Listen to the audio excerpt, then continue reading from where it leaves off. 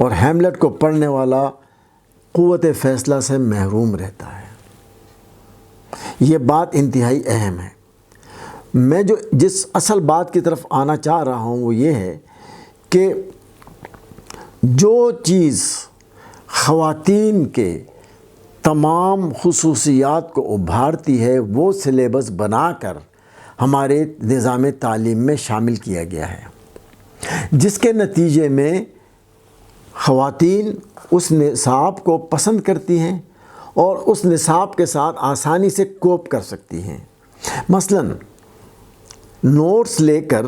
یاد کر کے ان کو واپس امتحانی پرچے میں ڈالنا یہ خواتین کے بس کی بات ہے، مرد کے بس کی بات ہے ہی نہیں۔ اسی لیے آپ دیکھیں گے کہ اگر آپ کے بچوں میں کسی بھی بچے میں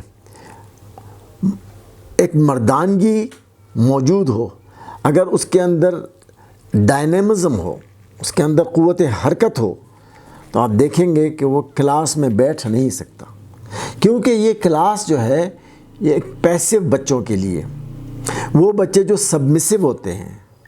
وہ بچے جو سرنڈر کرتے ہیں، ان کے لیے تو یہ ٹھیک ہے۔ لیکن جو بچے جسم و جان رکھتے ہیں، جن کے اندر قوت ہوتی ہے، جن کے اندر قوت حرکی ہوتی ہے، ان کو اپنی قوت کا اظہار کرنے کے لیے ہمارے نظام تعلیم میں کچھ بھی نہیں ہے۔ نتیجہ یہ ہے کہ آپ کا وہ بچہ جو جذبہ قوت سے سرشار ہو، اچھا کھلاڑی بن جائے گا، اچھا پلیئر بن جائے گا،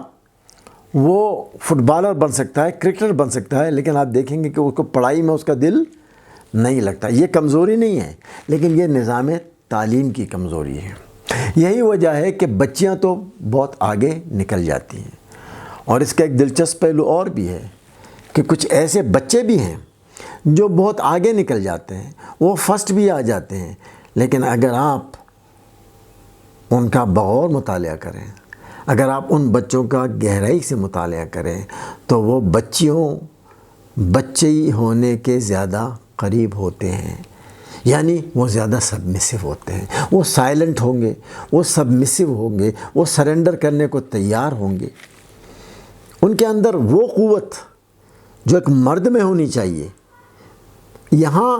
نہ مرد کی ہم سپیریورٹی کی بات کر رہے ہیں، نہ خواتین کی انفیریورٹی کی بات کر رہے ہیں۔ میں آپ کے سامنے جو بات رکھ رہا ہوں وہ یہ ہے کہ خواتین کی خصوصیات الگ ہیں، مردوں کی خصوصیات الگ ہیں۔ دونوں کی صلاحیتوں کو ابھارنے کے لیے الگ تربیت کی، الگ تعلیم کی ضرورت ہے، اور تھی اور رہے گی۔ لیکن ہمارا نظام تعلیم کوپ نہیں کرتا کہ اس میں ایسے مرد پیدا ہوں جن میں جان ہو، جن میں ڈائنامزم ہو، جن میں جذبہ ہو۔ ایک اور گواہی اس بات کی آپ کے سامنے وہ یہ آئے گی کہ مثلاً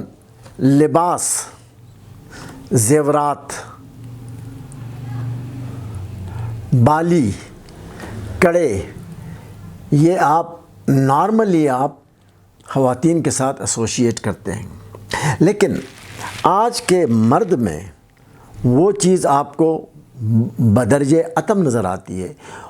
آپ دیکھیں گے کہ اچھے لباس کا، اچھے خوبصورت، اور حتیٰ کہ اب تو میک اپ تک مرد جو ہیں وہ اس کے قائل ہو رہے ہیں، خوبصورت ہونے کے، جبکہ مرد کا خوبصورت ہونا اس کی شان نہیں ہے۔ مرد کی شان ہے کہ وہ وجیح نظر آئے، وہ اس کے اندر ایک وجاہت ہو، اس کے اندر ایک چمک ہو، اس کے اندر کچھ کرنے کی لگن ہو، وہ کچھ کرنا چاہتا ہو اور کچھ کرتے رہنا چاہتا ہو۔ تو اس نظام تعلیم نے کیا کیا کہ وہ کچھ جو فرمایا گیا تھا کہ افسوس کہ فرعون کو کالج کی نہ سوجھی۔ فرعون نے کیا کیا تھا؟ لڑکوں کو مروا دیا، لڑکیوں کو زندہ رہنے دیا۔ فرمایا افسوس کہ فرعون کو کالج کی نہ سوجھی، یوں قتل میں لڑکوں کے وہ بدنام نہ ہوتا۔ اب آپ سمجھیں، اکبر الہ آبادی نے اس بات کو کب سمجھا تھا؟ 100 سال پہلے۔ 150 سال پہلے کہ یہ جو نظام ہمیں دیا جا رہا ہے اس نے ہمارے لڑکوں کو قتل کر دینا ہے، اس لیے ہمارے لڑکے قتل ہو رہے ہیں اور ہمارے لڑکوں کی مردانگی قتل ہو رہی ہے، اور یہی وجہ ہے کہ ہمارے اندر وہ مجاہد، وہ مرد، وہ قوت والے، وہ شکار کرنے والے، وہ لڑنے والے لڑاکو لوگ، وہ اب آپ کے ہاں کم سے کم ہوتے جا رہے ہیں، اور اگر وہ ہیں تو ان علاقوں میں ہیں یا ان افراد میں آپ کو وہ ملیں گے جہاں تعلیم نہیں ہوئی، جو جاہل رہ گئے، جن تک یہ مغربی تعلیم نہیں پہنچی۔ تو یہ ایک تجزیہ ہے، اس سے اختلاف ہو سکتا ہے اور ظاہر علمی اختلاف کیا جا سکتا ہے، لیکن بنیادی بات جو میں نے آپ کے ساتھ شیئر کی ہے وہ یہ ہے کہ مرد کی تعلیم الگ ہونا چاہیے، خواتین کی تعلیم الگ ہونا چاہیے، ورنہ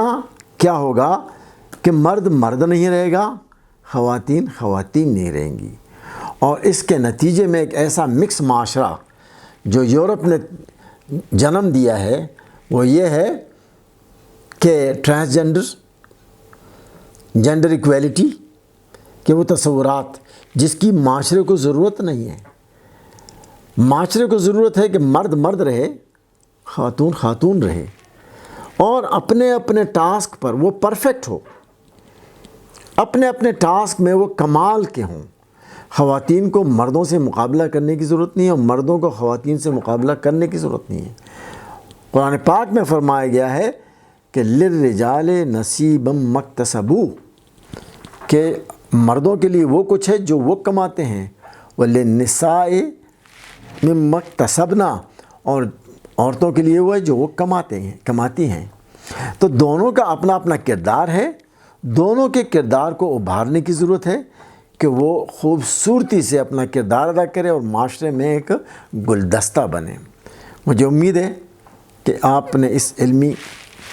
ویڈیو کو سنا۔ مجھے امید ہے کہ آپ نے اس ویڈیو کو غور سے سنا اور آپ اس کے اوپر جو بھی رائے رکھتے ہیں ضرور اپنے کامنٹس میں شیئر کیجیے گا، اپنے مشاہدات کے ساتھ، اپنے تجربات کے ساتھ، اپنے علمی تجربے کے ساتھ، اور یہ سوچتے ہوئے کہ جو میں نے جو بات کی ہے وہ بھی بنیادی علمی تجربے اور 60-70 سال کے علمیت اور ساتھ میں مطالعہ تاریخ اور اس کے حوالے سے طلباء اور طالبات کے ساتھ ایک دیرینہ تعلق اور محبت کے حوالے سے کیے۔ بہت بہت شکریہ آپ کا، اور مجھے امید ہے کہ آپ اسے سبسکرائب کریں گے اور اسے شیئر کریں گے۔ السلام علیکم ورحمۃ اللہ وبرکاتہ۔